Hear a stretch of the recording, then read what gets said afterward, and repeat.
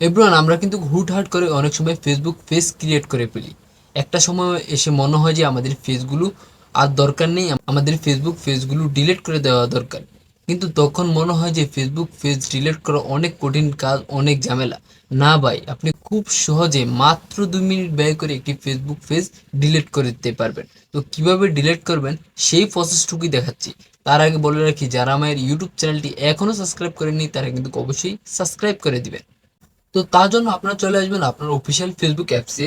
Official Facebook অ্যাপসে আসার পরে আপনারা আপনার প্রোফাইলে চলে আসবেন। আসার পরে এ পাশে ক্লিক করে দেবেন। করার পরে এখান থেকে আপনারা আপনার পেজটা লগ ইন করে নেবেন, অর্থাৎ সুইচ করে নেবেন। তো আপনারা যেই পেজটাকে ডিলিট করতে চান ওই পেজটা সুইচ করে নেবেন। সুইচ করার পরে এ পাশে দেখতে পাচ্ছেন প্রোফাইল আইকন রয়েছে, প্রোফাইল রয়েছে, এখানে ক্লিক করে দেবেন। করার পর উপরে দেখতে পাচ্ছেন সেটিংস আইকন রয়েছে, এখানে ক্লিক করে দেবেন। সেটিংসে ক্লিক করার পরে একদম স্ক্রল করে নিচে চলে আসবেন। আসার পরে এখানে দেখতে পাচ্ছেন অ্যাক্সেস অ্যান্ড কন্ট্রোল নামে একটা অপশন রয়েছে, এখানে ক্লিক করে দিবেন। করার পর উপরে দেখতে পাচ্ছেন ডিঅ্যাক্টিভেশন অ্যান্ড ডিলিটেশন, এখানে ক্লিক করে দিবেন। করার পরে উপরে দেখতে পাচ্ছেন ডিঅ্যাক্টিভ পেজ এবং নিচে দেখতে পাচ্ছেন ডিলিট পেজ, আপনারা এই ডিলিট পেজে ক্লিক করে দিবেন। করার পরে কন্টিনিউতে ক্লিক করে দিবেন। কন্টিনিউতে ক্লিক করার পরে এখানে আপনারা যে কোনো একটা কারণ উল্লেখ করার জন্য বলছে, আপনারা চাইলে করতে পারেন, না করলেও কোনো সমস্যা নেই। আপনারা কন্টিনিউতে ক্লিক করে দিবেন।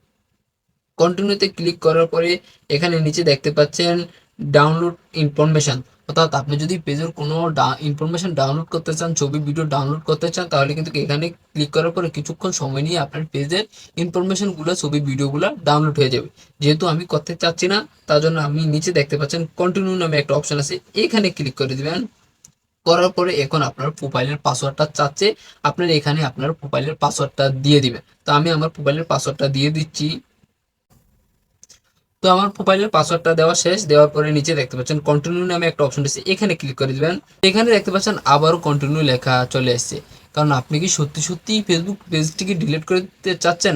যেহেতু আমি ডিলিট করে দিতে চাচ্ছি, তার জন্য আমি কন্টিনিউতে ক্লিক করেছি। কন্টিনিউতে ক্লিক করার পরে তো এখানে দেখতে পাচ্ছেন একটা লেখা চলে এসেছে, আপনার পেজটা 30 দিন পরে কিন্তু এখান থেকে ডিলিট হয়ে যাবে। আপনার ডিলিট পেজে ক্লিক করার পরে আপনার পেজটা 30 দিন পরে কিন্তু ডিলিট হয়ে যাবে। তো আমি ডিলিট পেজে ক্লিক করেছি। ডিলিট পেজে ক্লিক করার পরে কিন্তু আমার পেজটা ডিলিট হয়ে গেছে। এখানে দেখতে পাচ্ছেন অটোমেটিকলি কিন্তু আমি আমার আবার প্রোফাইলে চলে এসেছি।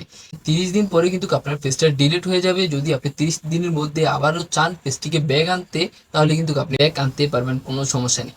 তো যদি ভিডিওটি ভালো লেগে থাকে তাহলে কিন্তু অবশ্যই আমার ইউটিউব চ্যানেলটিকে সাবস্ক্রাইব করে দিবেন, আর ফেসবুক পেজ থেকে দেখে থাকলে কিন্তু অবশ্যই পেজটিকে ফলো করে দিবেন।